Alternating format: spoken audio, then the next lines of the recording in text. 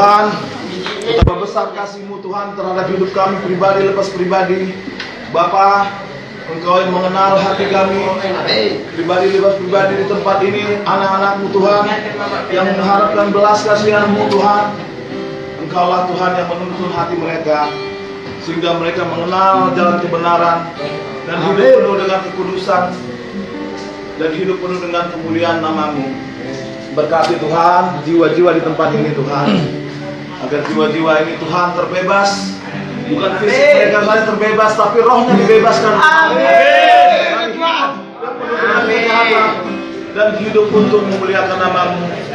Kami serahkan Tuhan ibadah ini dari awal pertengahan sampai akhir nanti. Biarlah roh-Mu, hadirat-Mu hadir di tempat ini Tuhan, memberkati jiwa-jiwa kami Tuhan semua. Amin. Kami serahkan hidup kami Tuhan. Sebentar kami akan bersukacita memuji dan memuliakan nama-Mu. Biarlah Engkau bertata di atas pujian-pujian umat-Mu.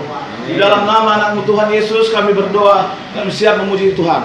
Amin. Amin. Kita siap bersukacita? Siap. Oke. Kita pujian. Apa yang tadi? Kasih-Nya seperti sungai, kasih-Nya seperti sungai, kasih-Nya seperti sungai di hatiku.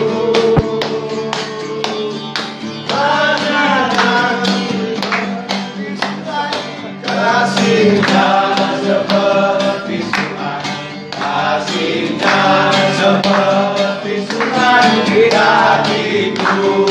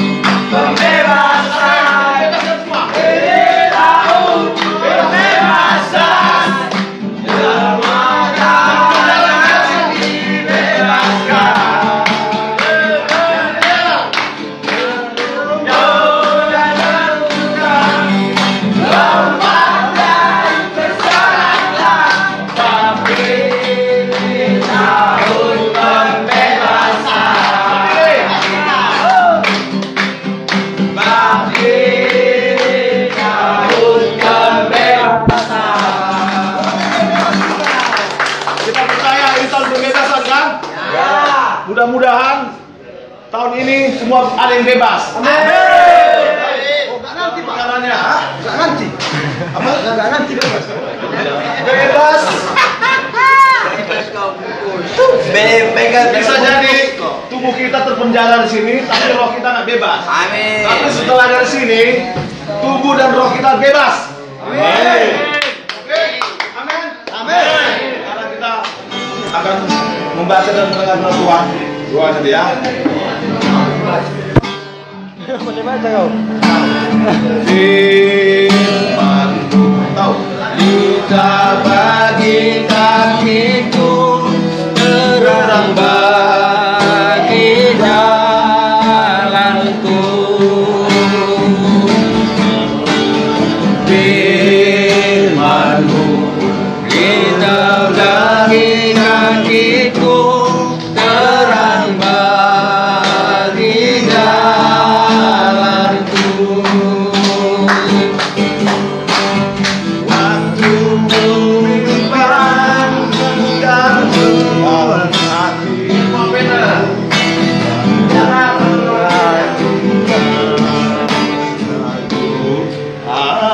berluka, ku dengan firman-Mu.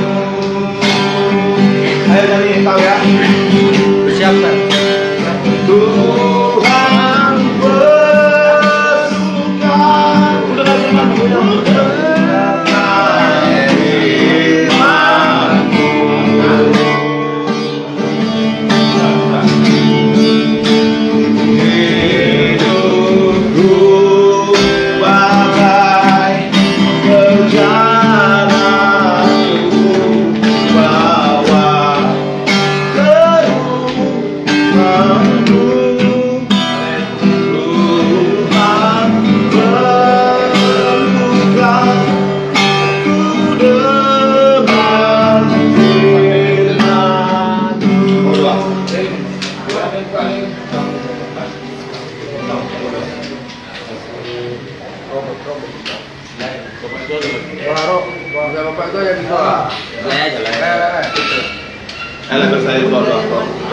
Terima kasih Bapak.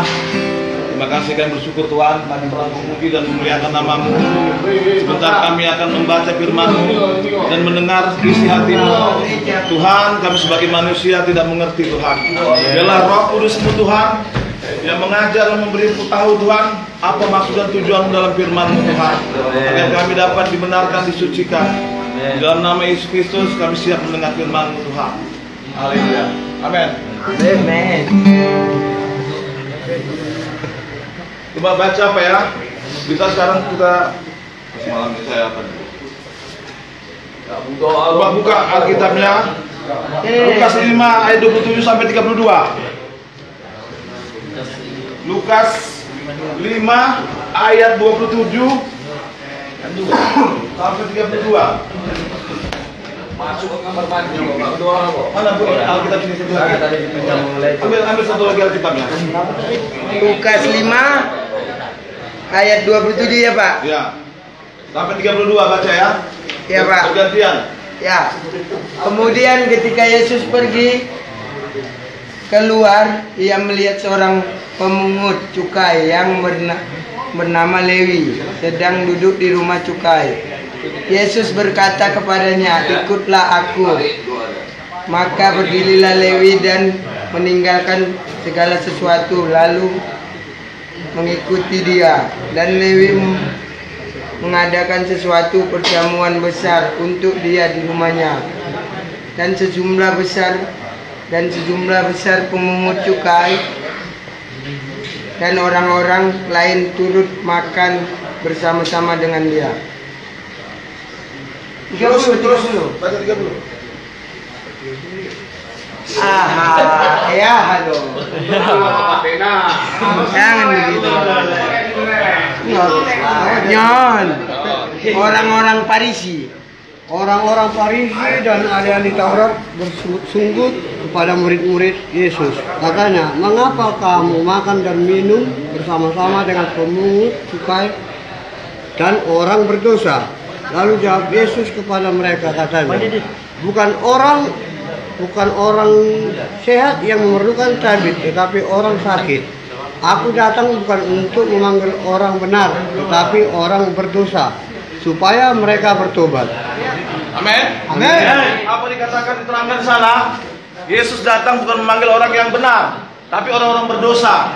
Kitalah orang-orang yang berdosa ini. Ya. Ya, Yesus itu dekat kepada orang-orang berdosa. Makanya kita dapat kasih karunia. Orang-orang berdosa itu Tuhan itu selalu memanggil. Seperti yang saya bilang minggu lalu, kita ada domba yang tersesat. Ya kan? Bagaimanapun kita tersesat, Tuhan itu memanggil kita. Tuhan itu berbahagia kalau kita itu balik ke jalan Dia. Meski jangan kita berkecil hati, kita menantang kita di dalam penjara ini. Karena Tuhan itu orang-orang berdosa yang dipanggilnya. Apa dibilang kan? Pengemis, orang berdosa, pemungut cukai, yang akan datang kepada Tuhan. Karena mereka mendengarkan firman Tuhan, langsung Roh Tuhan itu menggerakkan hati mereka. Jadi di sini kita semua orang-orang berdosa, jangan pernah ada menghakimi diri kita sendiri bahwa kita itu tidak bisa keluar dari permasalahan seperti ini. Kita akan Roh Tuhan itu nanti yang memimpin kita untuk kita bisa dapat tidak balik lagi kemari ya, tidak melakukan lagi pelanggaran-pelanggaran hukum ya. Nah, jangan berkecil hati, walaupun di sini semua kuasa, dosa-dosa semua ada di sini ya. Ada Pak. Pembunuh ada sini, ada.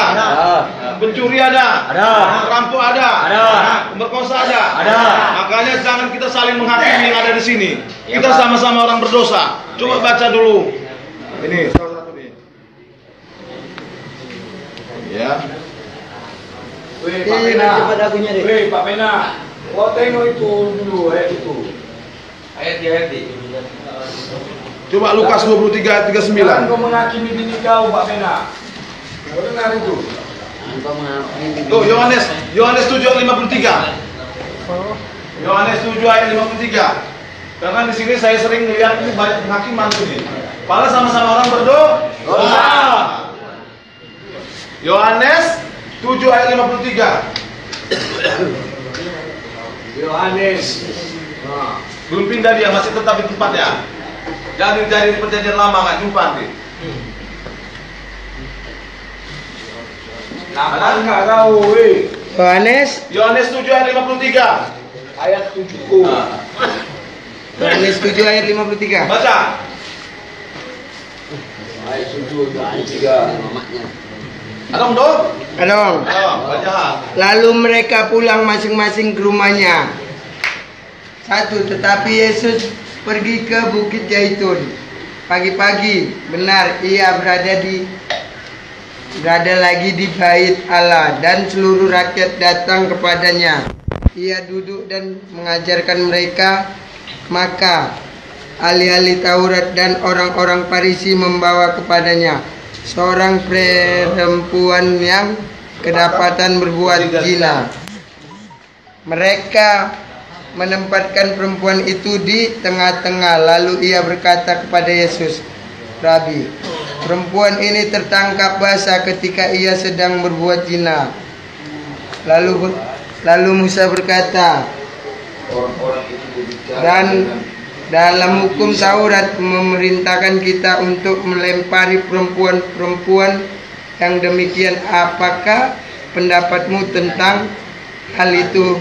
Mereka mengatakan hal itu untuk mencobai dia, supaya mereka memperoleh sesuatu untuk menyalahkannya.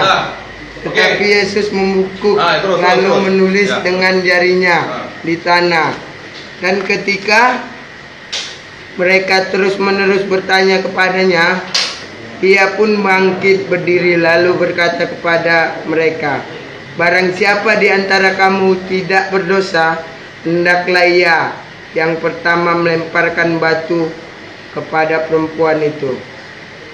Baik, Pak. Amin. Oke. Di sini diterangkan kan bahwa ada orang Farisi menangkap orang kelakuan berzina. Berzina itu kan berdosa. Pada zaman Musa, kalau ketahuan berzina dilempari pakai batu. Dirajam kan?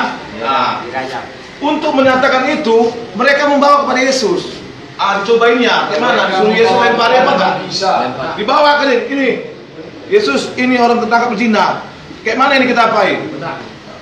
Apa kita lakukan sama mereka? Apa jawaban Yesus? Siapa yang tak berdosa, dia melempar batu pertamanya. Nabi Isa berkata bahwasanya siapa yang tidak berdosa maka akulah yang lempar. Makanya setiap orang yang berdosa di sini kalau ada masuk orang, ya jangan tidak pernah menghakimi walaupun dosanya sebesar apa. Makanya kalau yang menghakimi itu adalah orang munafik namanya. Dia melakukan dosa yang sama tapi menghakimi orang yang berdosa juga.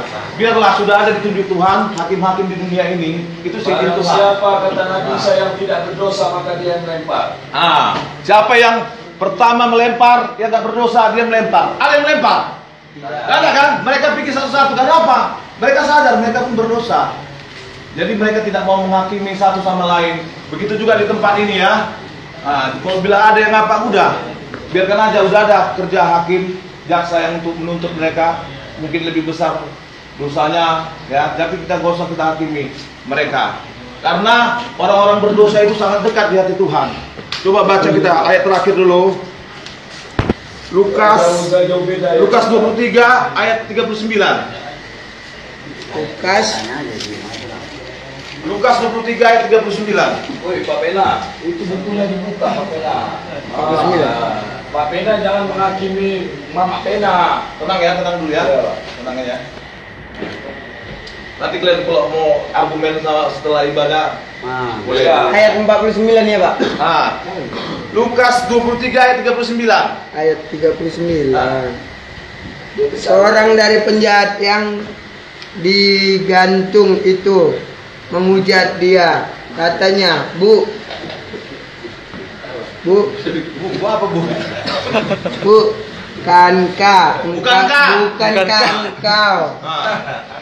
bukankah engkau takut juga tidak kepada Allah, sedangkan engkau menerima hukuman yang sama, ketika memang selayaknya dihukum, sebab kita menerima balasan yang setimpal dengan perbuatan kita, tetapi orang ini tidak berbuat sesuatu yang salah. Lalu ia berkata, Yesus, ingatlah akan aku apabila engkau datang sebagai raja. Kata Yesus kepada aku, berkata kepadamu, sesungguhnya hari ini juga engkau akan ada bersama-sama dengan aku di dalam Firdaus. Amin. Amin. Diterangkan di situ kan. Di detik-detik akhir pun kalau kita mati, kalau kita bertobat, jangan apa dari permintaan orang jahat tadi. Dia merendahkan diri kan. Apa Tuhan? Kalau kau nanti jadi raja, ingatlah aku. Dia minta diingat aja ya kan. Tapi apa kata Yesus? Hari ini kau bersama aku di surga, di Firdaus. Begitu juga kita ini, orang-orang yang berdosa, dekat di hati Tuhan itu. Makanya pada saat ini, nanti suatu saat ya, kalau mungkin perjalanan hidup manusia itu mempunyai proses ya. Belum tentu juga kalian keluar dari sini, mudah-mudahan amin kalian bertobat sama semua ya. Tapi kalaupun kalian seandainya kalian berhadapan dengan maut, kalian rendahkan hati kalian, panggil nama dia, ingatlah aku, ampuni, minta ampun semua dosanya. Tandainya ya, mudah-mudahan gak ada yang seperti itu ya. Jadi kalian di detik-detik akhir pun masih diterima. Karena itulah belas kasih Tuhan Allah itu. Allah itu tahu kelemahan kita, keterbatasan kita sebagai manusia. Semua manusia itu memiliki hal yang baik, walaupun dia buruk. Saya contoh nih ya, melihat dari sini semua orang-orang yang melakukan pernah kejahatan lah, yang melanggar hukum. Tapi di depan mata keluarganya, istrinya, anaknya, mereka itu sebagai seorang suami, ayah yang baik. Itulah nilai yang baik dari keluarga, belum lagi yang lain-lain. Jadi semua manusia ini punya nilai yang baik. Tergantung kita nanti bisa melakukan kelemahan kita, keterbatasan kita sebagai manusia. Karena apa? Kita seringkali seperti kita melakukan kejahatan. Pada saat kayak ini siapa ini? Siapa? Si Rafael ini. Kau kan pemain di apa ini kan? Pasti kau merasa bersalah juga kau ambil. Pernah kau merasa bersalah kau ambil apa di sana? Kan ada perasaan bersalah di hatimu sedikit, Bu? Atau kau memang udah plong aja langsung? Udah. Gak ada rasa bersalah. Berarti ada waktu Tuhan untukmu. Roh Tuhan menjamah hatimu, di mana kau nanti merasa bersalah, mengingat keluargamu. Pakainya panjang umur, Pak. Karena itu, kasih karunia Tuhan itu gak langsung datang kepada kita. Mana Tuhan mau manggil dia, makanya ada peristiwa orang dipanggil jam 5 kerja sama Tuhan kan? Nanti tengah 12 ada lagi datang. Terserah Tuhan, di akhir-akhir hidup kita bisa dipanggil Tuhan untuk mengerti. Ya, jadi di sini kita diizinkan seperti ini, kita berjumpa, kita sama-sama beribadah di sini, baik saya, baik kalian semua kan. Untuk kita merasakan bahwa Tuhan itu masih, selagi kita masih beribadah. Saya pun merasa semalam orang ini, Pak, kita kapan ibadah lagi? Kapan kebaktian lagi? Berarti kalian pun haus, kita pun sama-sama haus. Walaupun kita tidak sempurna dalam perbuatan, perilaku, tapi setidaknya kita sudah belajar. Sudah belajar mau melakukan hal-hal yang baik. Oke, sudah sampai sekian ini ya. Mari kita angkat pujian. Habis ini kita berdoa ya. Berdoa filsafat untuk semua warga di sini. Kita angkat pujian. Hidup ini adalah kesempatan. Ya, hidup ini kesempatan. Hidup ini adalah kesempatan. Hidup ini untuk melayani Tuhan.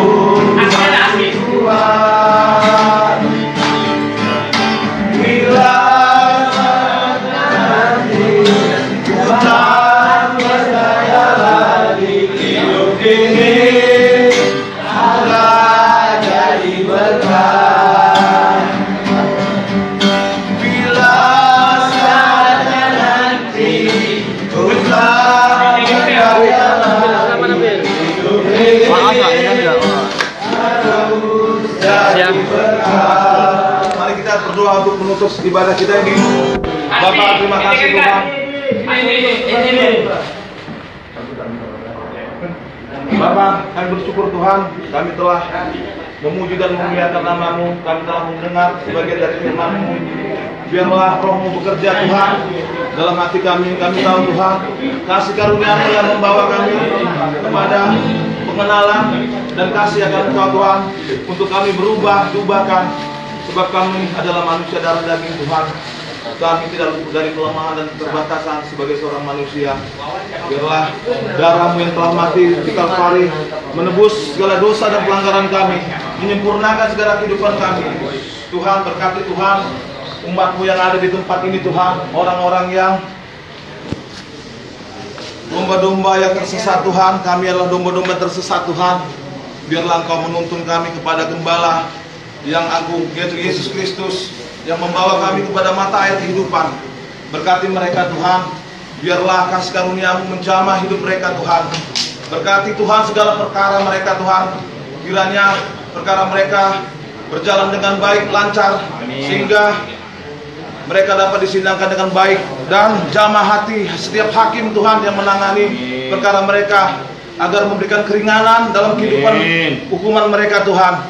Biarlah sekeluar dari tempat ini mereka menjadi hamba-hamba-Mu, menjadi umat-Mu Tuhan, dan tidak berbalik lagi ke tempat ini Tuhan. Berkati keluarga, anak istri mereka, semua orang tua mereka Tuhan. Engkau yang mencukupkan, Engkau memelihara kehidupan orang tua keluarga mereka. Kami serahkan hidup mereka Tuhan, kami semua dalam tangan-Mu. Amin.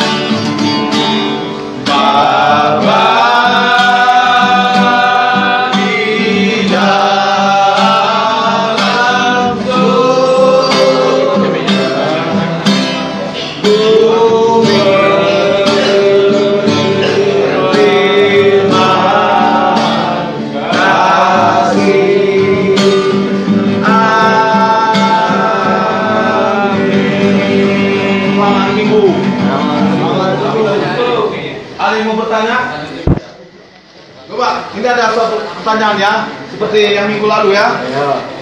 Siapa yang bisa menjawab dengan mendekati yang sempurna, dia mau makan apa pun hari ini kita cari, ya. Oh, duduk dulu sampai juga. Nah, karena saya yang membaca firman-Nya, kemungkinan saya bisa menjawab. Kenapa dalam kekristenan Yesus itu sebagai Tuhan? Ada yang bisa menjawab? Kenapa Tuhan orang Kristen itu Tuhan Yesus? Itulah.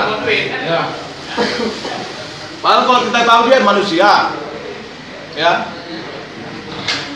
Kenapa? Ada yang bisa menjawab, mendekati? Karena dia telah menebus seluruh dosa umat manusia. Kenapa ditebus? Apa yang ditebus?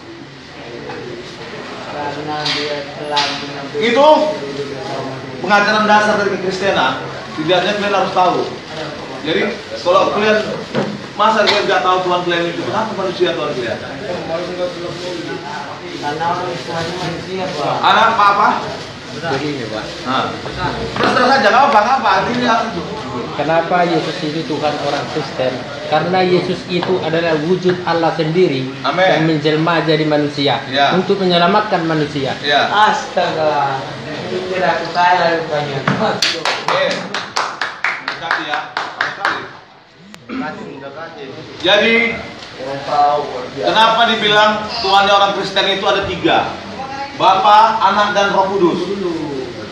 Sama seperti manusia, ya kan? Allah itu, manusia itu segambar dan serupa dengan manusia. Manusia memiliki satu orang, Farel. Tubuhnya di sini, Rafael. Jiwanya di sini, Ya. rohnya di sini. Iya, betul. Jadi kalau aku panggil Rafael, Datang kau ke sana. Kira-kira tubuhmu tiga-tiga itu datang kan? Sama karena di dalam tubuhmu itu. Begitulah Yesus. Yesus adalah firman Allah, perkataan Allah, mulut. Perkataan ini, apa yang keluar dari hatiku itu perkataanku. Ya dalam diriku juga. Cuman karena aku Allah, tidak seperti manusia, aku berkuasa menjadikan dia itu suatu apa. Jadi kalau Allah turun dengan kemuliaannya, semua manusia itu tidak layak, gosong semua. Karena Allah itu mulia, kudus. Jadi dia perkataannya menjadi manusia, dan kita itu ditebus dengan perkataannya itu. Allah itu siapa? Allah itu adalah kalimat dari Allah, kalimat perkataan, roh. Jadi itulah karena kita nggak bisa langsung dijumpa sama Allah, dia yang mendatangi kita manusia. Sebenarnya kira-kira gitu udah agak apalah ya. Saya tadi mau menjawab gitu Pak, tapi bagi dua aja. Oke ya. Untuk hari ini sekian dulu ya. Ya Pak. Oke, terima kasih. Selamat minggu. Apa mau permintaannya? Minta. Mie pansit. Iya Pak. Mie pansit ya. Iya, Ini yang apa? Oke.